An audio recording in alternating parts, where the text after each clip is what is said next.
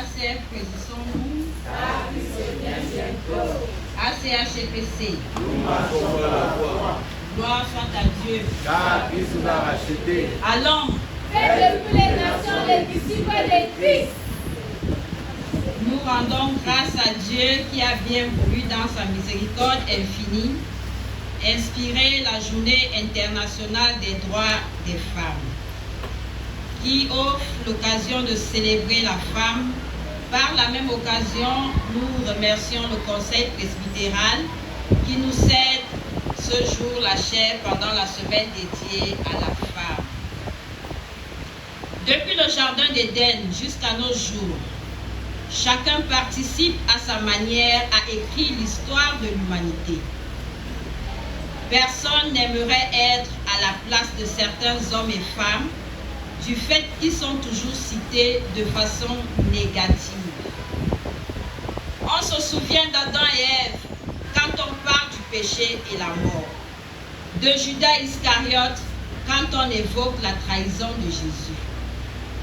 À l'opposé, sans qu'il n'ait été parfait, on se souvient de David et ses conquêtes, de Salomon et le temple de Jérusalem. On se souviendra de nous et à chacun de faire un effort pour que cela soit de façon positive. À l'occasion de la Journée internationale des droits de la femme, nous allons nous souvenir d'une femme qui a positivement marqué son époque. D'où le thème Abigail, la femme sage. Pour une bonne compréhension de notre texte, nous citerons 4 principaux personnages. Nous allons commencer par Nabal. Nabal, cet homme était très riche, mais très brutal et peu sensé. Il était de la tribu de Juda et de la race de Caleb, dont la demeure ordinaire était à Mahon, et qui avait un grand nombre de troupeaux à Carmel, ville située non loin de Mahon. Abigail, épouse de Nabal, son nom signifie « mon père se réjouit ». Une femme intelligente, sage et dotée de bon sens, à l'opposé de son mari. La Bible nous dit qu'elle était belle de figure. David, ce fils d'Israël, est l'un des personnages les plus importants de l'histoire de son peuple. Son nom veut dire « aimé de Dieu ». Il a été oint roi par Samuel. Il a sauvé l'armée d'Israël en battant Goliath. Il a connu beaucoup d'animosité venant de Saül et à cause de celle-ci, il a fui Jérusalem et a vécu comme réfugié chez les Philistins, précisément à Mahon où se déroule l'histoire de lui. Le serviteur, quant à lui, la Bible ne le mentionne pas. La Bible ne mentionne pas son nom. Il est fort probable que ce soit un esclave jouant le rôle de majordome affecté auprès d'Abigail. Ce serviteur est courageux car n'interpelle pas sa patronne qui veut, mais qui peut. Il n'est pas un serviteur qui obéit à tue-tête. Il comprend le sens des choses et les enjeux pour son environnement. Il est dirigé par Dieu et c'est ce qui a permis qu'Abigail comprenne rapidement ce qu'elle devrait faire. Ce serviteur a discerné une oreille qui pouvait l'écouter. Connaissant son chef Nabal, il savait que s'il allait raconter des choses à Nabal, Nabal allait le rabrouer. Il se tourne vers Abigail et présente les faits. Certains serviteurs se contentent de ce qu'il y a à faire sans tenir compte des réalités du ménage. Mais lui a été très courageux, il a osé, il a présenté la vérité et c'est ça qui a attiré aussi l'attention position d'Abigail. Elle connaissait sans doute le conflit qui existait entre David et Saül, mais a le bon témoignage de comment David a gardé leur troupeau. C'est une qui connaît David. Elle voit David comme Dieu le voit. Elle sait que c'est un puissant guerrier. On peut penser qu'elle a donné seulement du pain, des provisions pour sauver sa famille. Ce n'est pas seulement ça. Elle a approché révérencieusement David. Elle sait que même si David est en cavale et qu'il est dans une position de faiblesse, David reste David.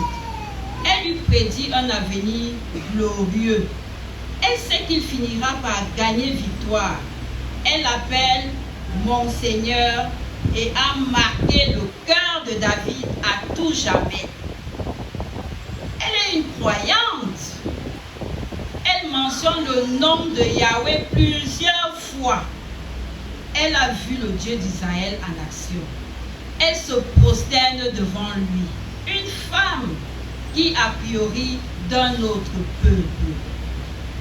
Une femme de riche, très clairvoyante. Nous allons citer quelques-unes de ses qualités. Nous allons commencer par l'humilité. Son serviteur peut lui parler et avoir un impact sur sa décision. Comme quoi, on a toujours besoin d'un plus petit que soi. Quel que soit notre rang social, nos avoirs, nous sommes grands parce qu'il existe autour de nous des moins grands. Abigail s'approprie l'offense de son mari à l'endroit de David et lui demande pardon. La deuxième qualité d'Abigail, la charité. Bien que préoccupée par l'enjeu de sa famille, Abigail prend avec elle un important stock de provisions afin d'apaiser le cœur de David. Nous pouvons tous avoir sur terre, mais s'il nous manque des hommes avec qui partager nos avoirs, la vie n'a pas de sens. La troisième qualité d'Abigail, la sagesse. Abigail, pendant que son mari consacre du temps à la boisson et à la nourriture, elle a la lucidité qui lui permet de s'occuper des choses utiles. Des gens difficiles, on en rencontre. Ça peut être un conjoint au caractère impossible, un collègue grincheux, un parent maussade, un adolescent en crise. Ceux-ci peuvent nous donner envie de nous fâcher, à s'enfuir. La frustration pousse facilement à bout et nous donne envie de nous venger. Mais Abigail nous montre qu'il est possible de résoudre des situations injustes avec bonté et compassion. Elle a parlé de David avec bon sens et fait appel à son intégrité, sa méthode sensée et judicieuse face à des personnes qui s'échauffent facilement et exagérément à sauver des vies et démontre sa compassion. Elle a une qualité morale impitoyable, un atout majeur sur le physique. Au moment où nous célébrons la 37e édition de la Journée internationale des droits de la femme sous le thème « Égalité femmes-hommes pour un avenir durable », notre Église a besoin de ses fils et filles. Elle a besoin de notre intelligence, de notre sagesse, des hommes et des femmes humbles et charitables pour sa stabilité et sa mission. Notons pour terminer que Dieu, créateur de toutes choses, assemble les événements et les personnes qui ont la charge de les réaliser selon son divin plan. Comme il s'est appuyé s'appuyer sur Abigail pour sauver la famille de Nabal. Il a envoyé son fils unique pour sauver l'humanité. Peu importe ce que nous traversons, Jésus a tout payé à la croix. Soyons des femmes et des hommes de prière. Que Dieu nous accorde la grâce, à la suite d'Abigail, d'être sages, afin qu'à travers nous, sa glorieuse lumière luise dans nos familles, dans notre Église, dans notre pays et dans le monde. Abigail, la femme sage. Amen.